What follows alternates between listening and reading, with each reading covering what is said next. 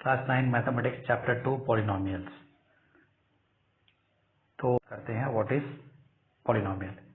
Polynomial is an expression consist of variables and coefficients involving algebraic operators like plus और minus and non negative integer exponent of variables.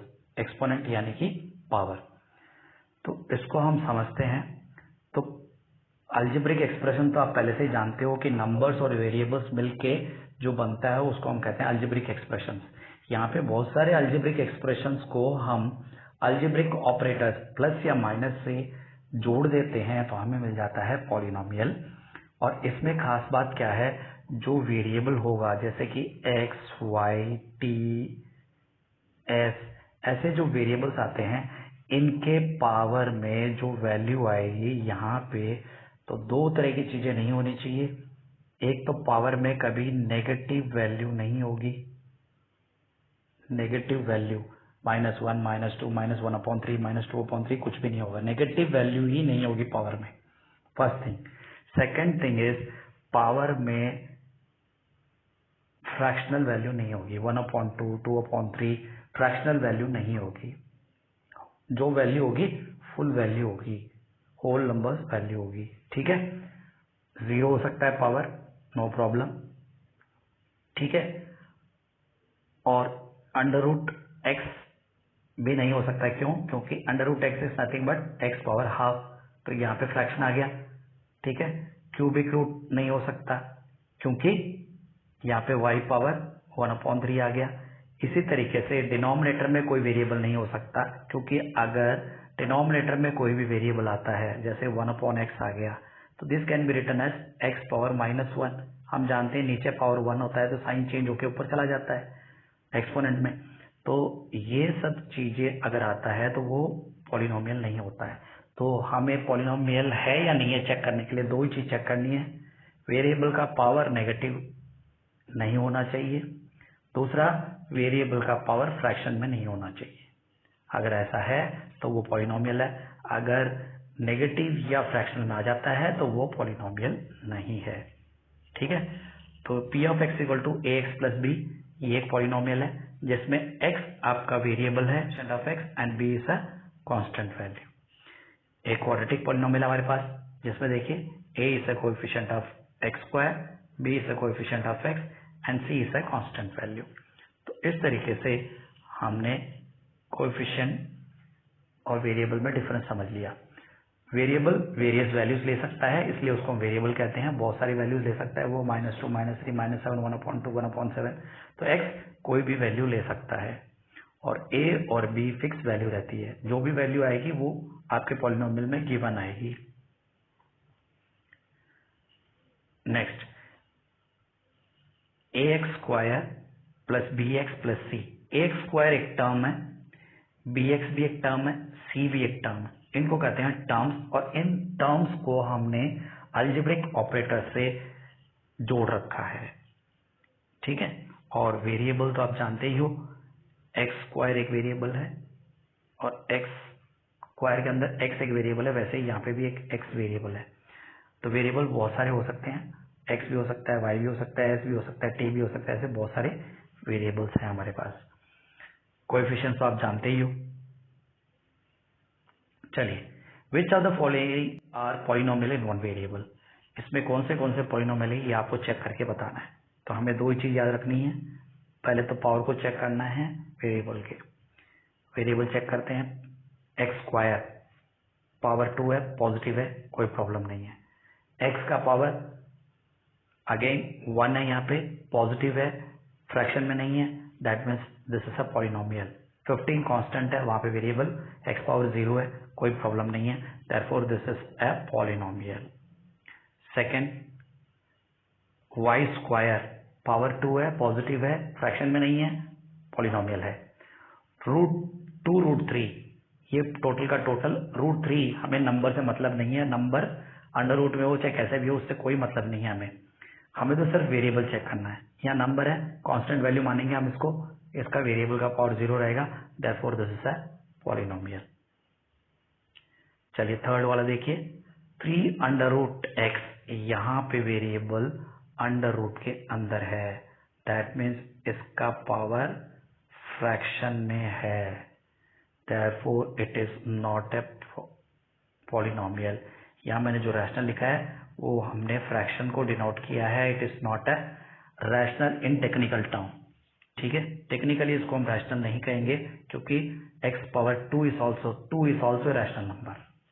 ठीक है, next x minus 4 upon x, x minus 4 upon x, तो x की power तो 1 है, कोई दिक्कत नहीं है, लेकिन यहाँ पे डिनोमिनेटर में तो 1 है लेकिन न्यूमरेटर में आएगा तब क्या हो जाएगा, -1 हो जाएगा, therefore it is not a polynomial क्योंकि यहाँ पे नेगेटिव पावर आ रहा है, therefore this is not a polynomial, hence this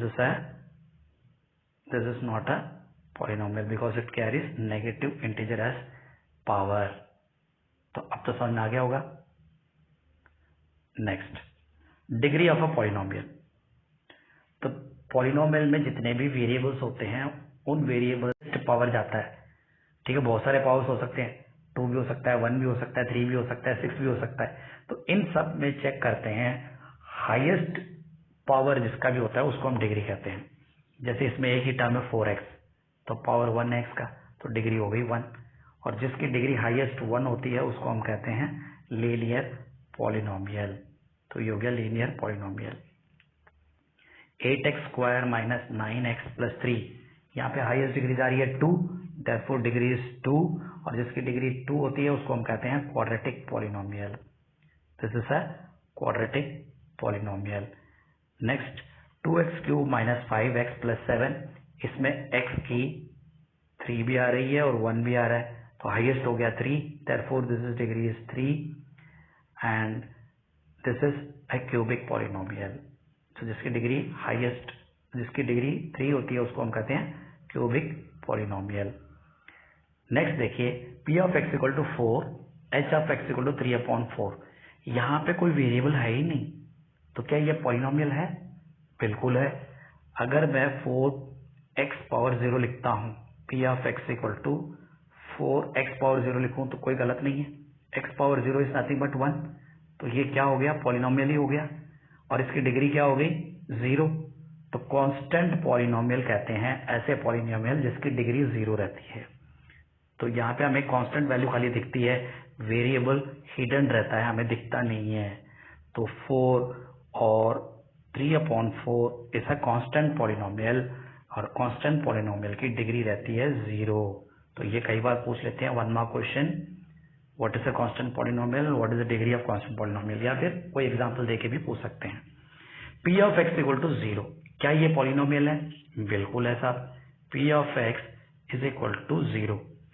इसको मैं x पावर 0 से भी मल्टीप्लाई कर सकता हूँ, इसको मैं x पावर 3 से भी मल्टीप्लाई कर सकता हूँ, इसको मैं x पावर 5 से मल्टीप्लाई कर सकता हूँ। मतलब किसी से भी मल्टीप्लाई करो मेरा आंसर तो 0 ही आना है, क्योंकि 0 किसी से भी मल्टीप्लाई करो 0 आएगा। हाँ, इसको हम पॉलिनोमियल कहेंगे क्योंकि हम वेरिएबल से इसको मल्टीप्लाई कर सकते हैं, लेकिन इसकी डिग्री हम डिफाइन नहीं कर सकते क्योंकि डिग्री इसकी कुछ भी आ सकती है। Therefore, p of x equal to 0 is a zero polynomial whose degree is not defined. Whose degree is not defined. Therefore, p of x equal to 0 is a polynomial, और इस पॉलिनोमियल को हम कहेंगे जीरो पॉलिनोमियल, और इसकी degree define नहीं होती है। ये कई बार क्वेश्चन पूछ लिया जाता है, this is a very important question. What is the degree of a zero polynomial? It is not defined. What is the degree of a constant polynomial?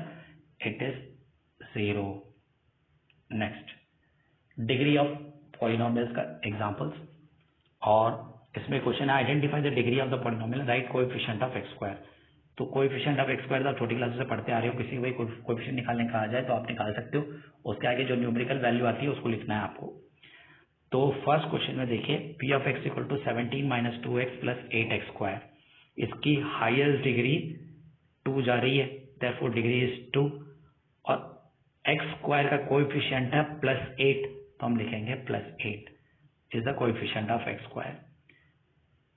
Second part में देखिए,